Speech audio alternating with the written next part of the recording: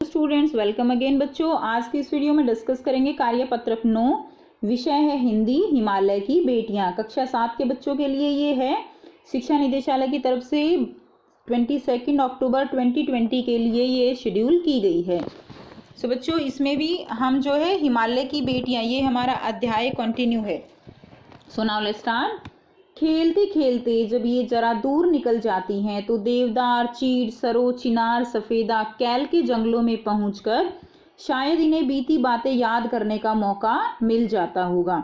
तो यहाँ पर लेखक नागार्जुन वो जो है, इन्होंने क्या किया है, हमने आपको लास्ट वर्कशीट में बताया था कि हिमालय और हिमालय की जो नदियाँ हैं उनका मानवीकरण किया है, और वो जो नदियाँ हैं उनको उन्होंने मानवीकरण करके जो चुलबुली लड़कियां होती हैं उनकी संज्ञा दी है कि किस तरह वो खेलती खेलती जो है हिमालय से निकलती हैं और कैसे वो बाद में शांत हो जाती हैं। तो लेखक यहाँ पर कहते हैं कि जब ये जरा दूर निकल जाती हैं, यानी जब ये हिमालय से निकलकर मैदान है उनमें पहुंच जाती हैं, तो देवदार, चीड़, सरो, चिनार, सफेदा, कैल के जंगलों में ये पहुंच जाती हैं, तब शायद इन्हें बीती बातें करने का मौका मिल जाता होगा, यानी वहां पर जाकर ये कुछ शांत हो जाती हैं। कौन जाने बूढ़ा हिमालय अपनी इन नटखट बेटियों के लिए कितना सिर धुनता होगा।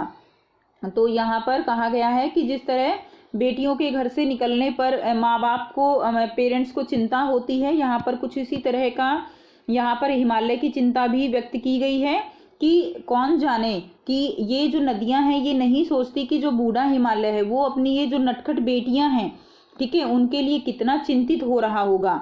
बड़ी बड़ी चोटियों से जाकर पूछिए, तो बड़ी बड़ी चोटियां यानी हिमालय से जाकर अगर पूछिए तो उत्तर में विराट मौन के सिवाय उनके पास और रखा ही क्या है।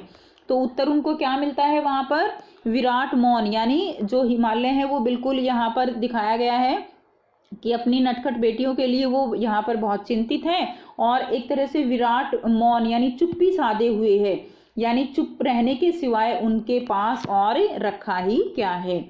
सिंधु और ब्रह्मपुत्र ये दो ऐसे नाम हैं जिनके सुनते ही रावी, सतलुज, व्यास, चिनाब, काबुल, कपिशा, गंगा, यमुना, सरयू, गंडक, कोसी आदि हिमालय की छोटी बड़ी सभी बेटियां आंखों के सामने नाचने लगती हैं। तो यहाँ पर सिंधु और ब्रह्मपुत्र ये दो ऐसे नाम हैं। तो ये दो नाम ऐसे महत्वपूर्ण क्यों हैं, क्योंकि ये दो बहुत बड़ी नदियां हैं जिनमें सारी छोटी छोटी नदियां आके मिल जाती हैं। तो सिंधु और ब्रह्मपुत्र ये बहुत ही मेन नदियां हैं, मुख्य नदियां हैं जो हिमालय से इनका उद्गम होता है, ये हिमालय से निकलती हैं।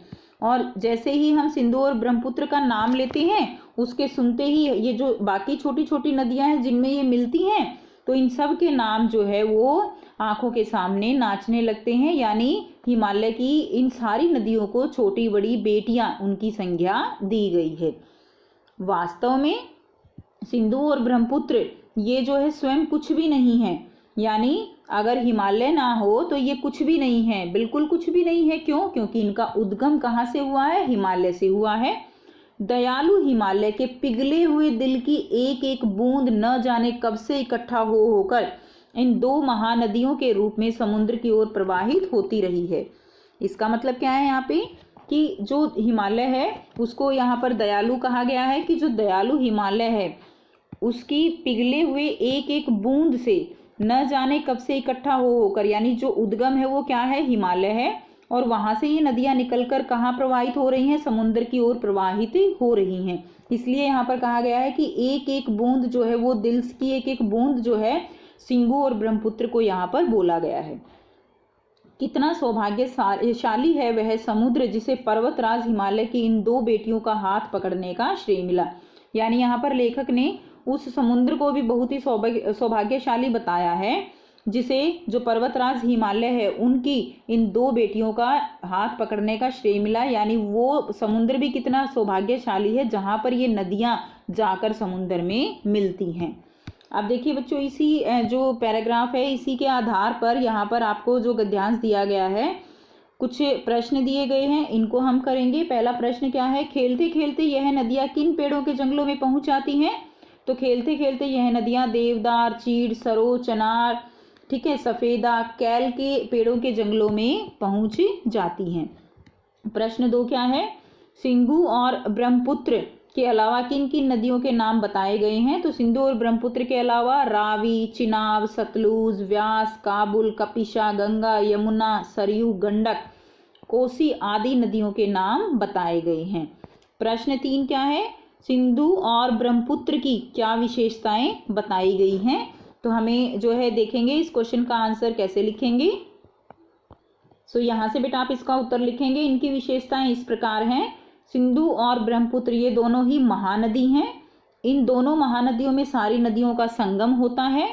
तीसरा क्या है इसकी विशेषता, ये भौगोलिक व प्राकृतिक दृष्टि से बहुत महत्वपूर्ण नदियां हैं।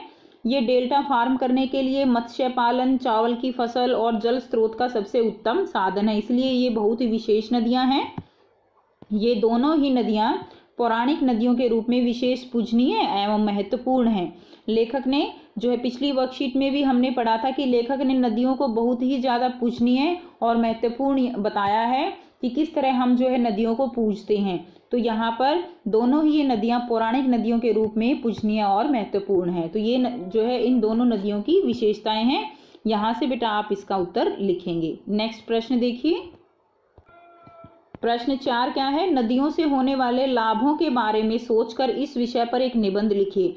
तो नदियों से होने वाले लाभ जो है वो आपको यहाँ पर सोचकर एक निबंध लिखना है। तो आइए देखते हैं हम जो नदियां हैं वो हमारे लिए किस प्रकार लाभदायक हैं।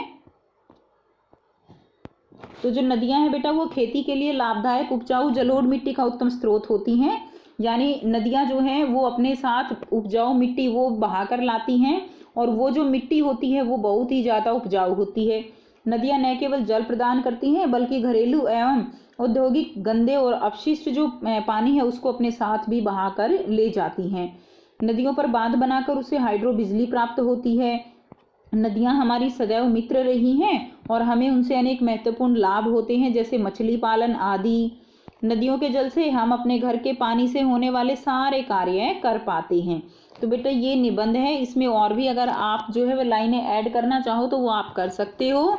और अगर आप और किसी तरह से निबंध लिखना चाहो तो वो अपनी जो है अपने आप जो आप लिख सकते हो वो आप ज़रूर कोशिश कीजिए लिखने की। तो ये थी बेटा आपकी आज की वर्कशीट। आई होप आपको ये वर्कशीट बेटा क्लियर है। कोई भी प्रॉब्लम है आप कमेंट करके पूछ सकते हो और अपनी वर्कशीट जो है आप कंप्लीट करके अपनी टीचर से ज़रूर चेक करवाइए। और अगर आपको वीडियो अच्छी लगी तो लाइक शेयर ज़रूर कीजिए, चैनल को सब्सक्राइब कीजिए। And thanks for watching, have a nice day.